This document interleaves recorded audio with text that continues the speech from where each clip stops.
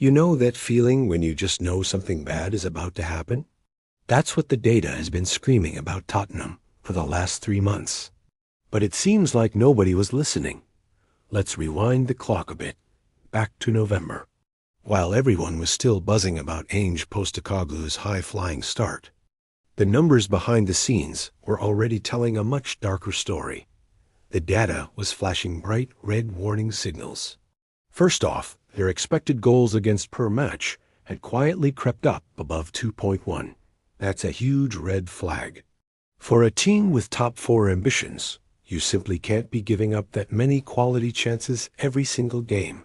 It's just not sustainable. But that wasn't all. The second warning sign was their high press. It looked incredible for the first hour of the match, right? Relentless, suffocating, classic Ange ball.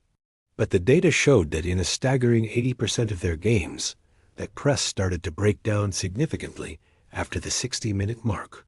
The players were getting tired, gaps were appearing, and opponents were starting to find space.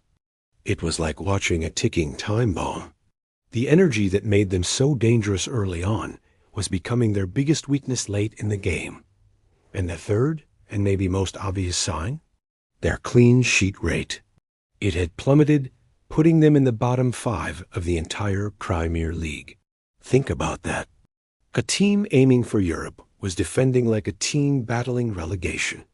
So you had 3 massive warning signs, all clear as day in the data, conceding too many high-quality chances, a press that couldn't last 90 minutes, and a complete inability to keep the ball out of their own net. So, when we fast forward to the North London Derby and see Arsenal put 4 past them, should we really be surprised? Or when a top striker like Victor Gyökeres bags a brace against them, is it just bad luck? No. The data never predicted the exact scoreline, of course not, but it absolutely predicted this collapse. It showed the direction of travel was downwards, and it was heading there fast. The system had fundamental flaws. They were always going to be exposed. This isn't about being wise after the event. It's about understanding the patterns before they become headlines. The numbers tell a story, and right now, they're telling a fascinating story about the Premier League title race.